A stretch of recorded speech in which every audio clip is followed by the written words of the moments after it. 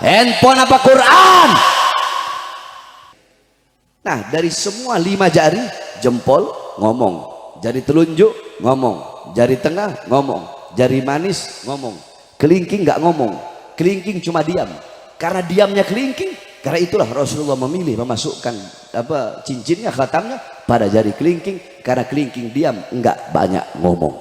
Saudara-saudara sekalian, maka jaga kita punya lidah ketika duduk di majelis-majelis ilmu dan di majelis-majelis zikir. Karena qulu khairan aw yasmut, berkatalah sesuatu yang baik atau lebih baik diam. Kalau tidak bisa berkata yang baik, lebih baik kita diam. Nah, saudara-saudara sekalian yang dimuliakan oleh Allah SWT, terus orang-orang bertanya, Habib memerintahkan bahwasanya qulu khairan aw yasmut, berkatalah sesuatu yang baik atau lebih baik diam. Tapi kenapa Habib suka suka berkata-kata kasar? Kenapa Habib suka mencaci? Habib suka memaki? Kenapa Habib kalau ceramah keras? Habib kalau ceramah teriak-teriak? Iya, kalian kan cuma lihat kalau saya lagi ceramah. Kalian nggak lihat bagaimana kalau saya lagi ngobrol. Kalian nggak setiap hari sama saya. Kalian nggak 24 jam bersama saya dengan saya. Yang tahu saya orang-orang terdekat saya. Bagaimana banyak diamnya saya, bagaimana pemalunya saya. Ya betul, memang Rasulullah berkata qulu khairan aw yasmut, berkatalah sesuatu yang baik atau lebih baik diam. Akan tetapi saya Bahar bin Smith tidak akan pernah diam. Saya tidak akan pernah membungkam saya punya mulut ketika saya melihat kemaksiatan, ketika saya melihat kezaliman, ketika saya melihat ketidakadilan, ketika saya melihat berapa banyak rakyat yang susah, rakyat yang kelaparan, rakyat yang menderita, rakyat yang kehausan, rakyat yang ditipu, rakyat yang harta dicolong, rakyat yang harta dicuri. Selama kedua mata saya masih melihat kemungkaran, masih melihat kezaliman, masih terbuka untuk melihat ketidakadilan, maka selama itu mulut saya tidak akan pernah bungkam. Selama itu mulut saya akan menghina, mencaci, memaki siapapun yang menyengsarakan bangsa dan rakyat Indonesia. Saudara-saudara,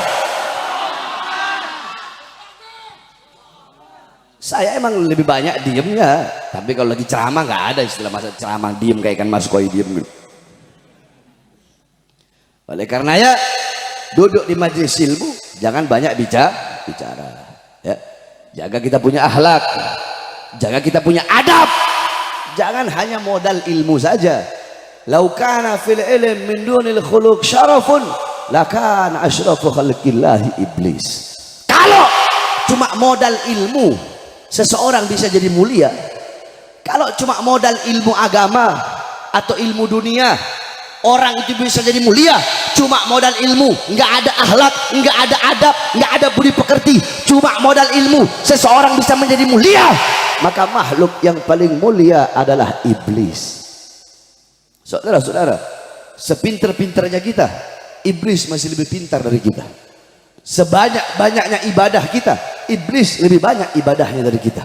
Iblis lebih pintar dari kita, iblis lebih banyak ibadahnya, lebih bertakwa dari kita. Tapi kenapa iblis dikutuk, iblis dilaknat oleh Allah?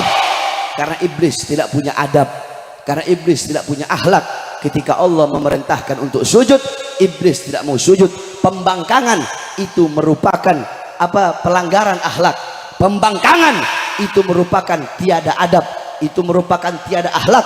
Yang paling tinggi, yang paling besar, yakni orang meninggalkan akhlak, orang meninggalkan adab, yang paling besar adalah pembangkangan terhadap Allah dan pembangkangan terhadap Rasulullah SAW. Maka wasiat saya, jangan jauh dari ulama, jangan jauh dari orang-orang soleh. Saudara-saudara, ini zaman sekarang sudah edan, ini zaman udah gila, ini zaman udah rusak, ini zaman sekarang udah nggak benar. Saudara-saudara, fitnah di mana-mana, kerusakan di mana-mana, maksiat di mana-mana, mabuk di mana-mana, melacur di mana-mana.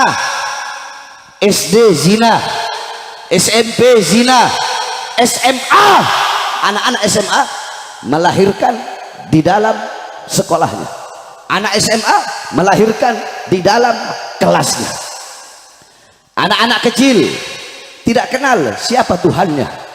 Anak-anak kecil zaman sekarang, anak-anak muda zaman sekarang buta terhadap Allah.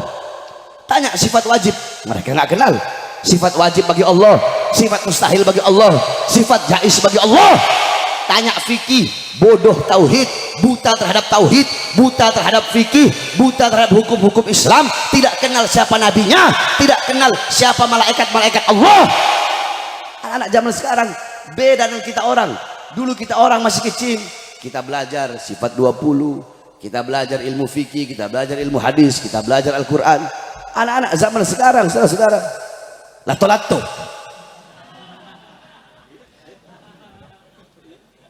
Saya pernah main lato-lato itu.